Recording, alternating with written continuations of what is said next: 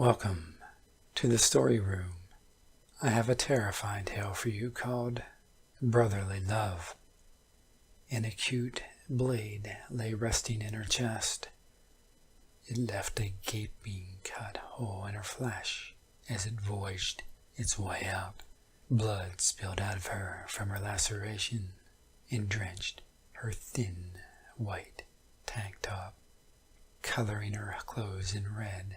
The white mask's killer evaded the scene. I described it as too cliché. Horror movies were my favorable form of passing time. However, many ran into the same issue of being too simple plotted.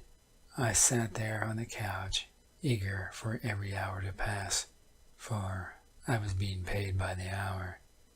It was Friday evening, more along the lines of twilight, as the sun had just dipped over the horizon, and I was stuck babysitting.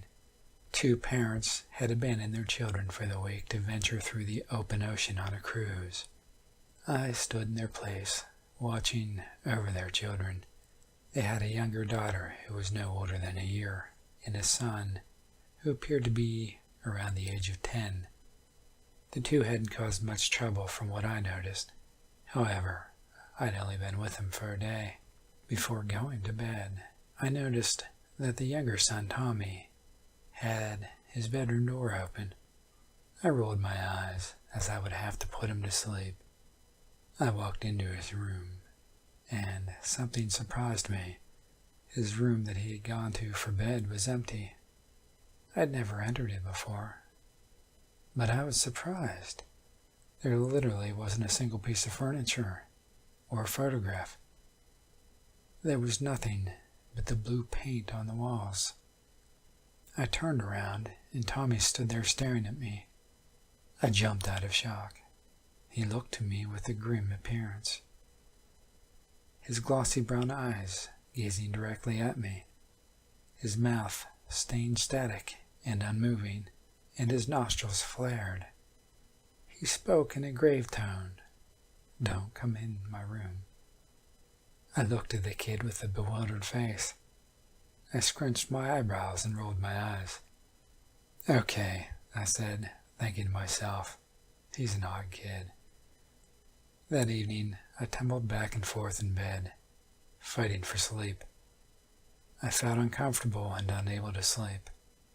There were banging noises echoing through the house. I was sure the creaking was natural, though.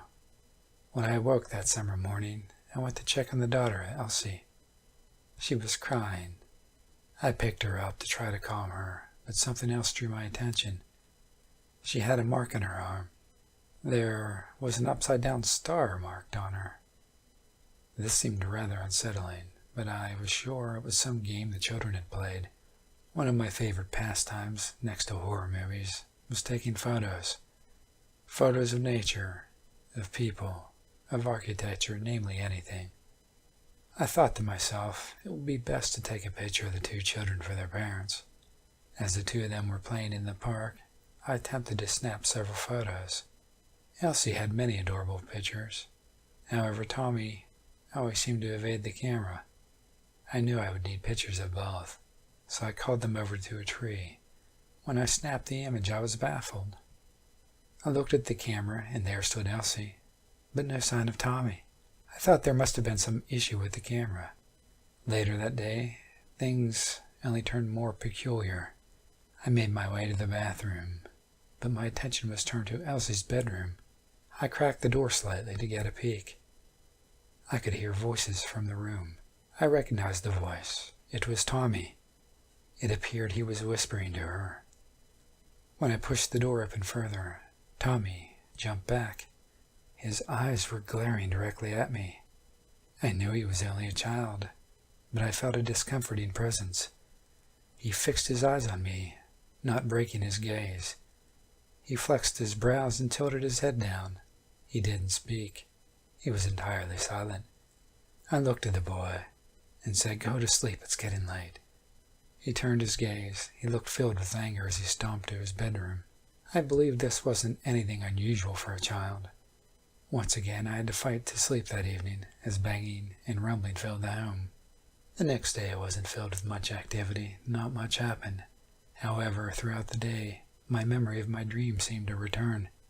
I slowly pieced together the vivid image I created in my sleep. There was a girl who was strapped by a rope from the tree in a yard. It seemed rather discomforting and disturbing. However, my reconstruction of this nightmare was swiftly discontinued by a loud thumping noise.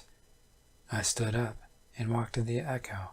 Slowly, I reluctantly shifted closer and closer to this unsettling sound.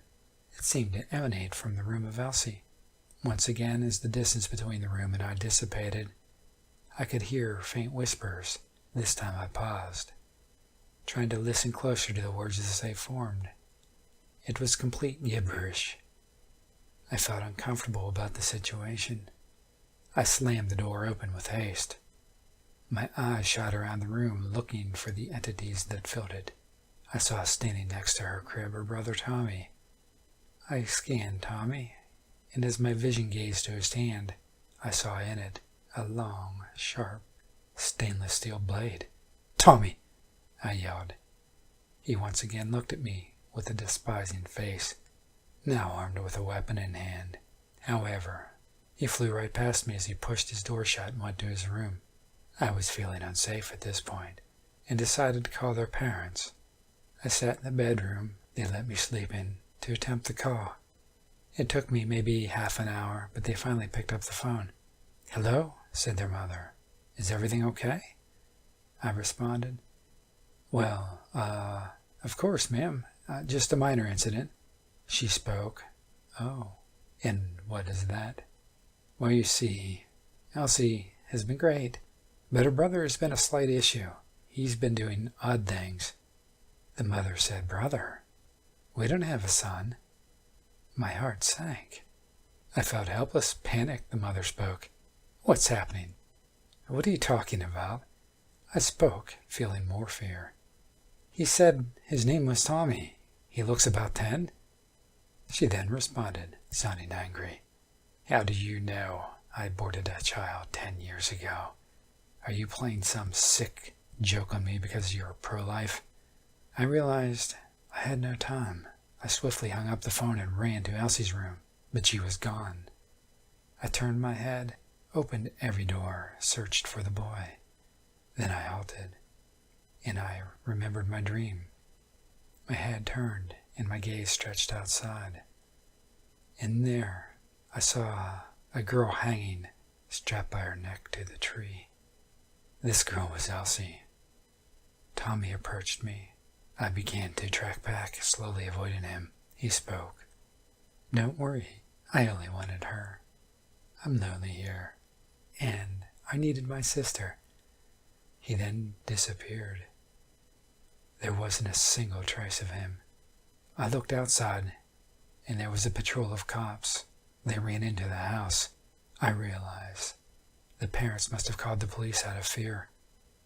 I was alone in the home, with a hung infant in the backyard. I knew things wouldn't turn out well for me. My state instituted the death penalty, and after several verdicts, it was deemed my punishment. Now my soul roams. I'm lonely here, lonely in the afterlife. I never had any brothers or sisters, so maybe instead I'll get you to join me.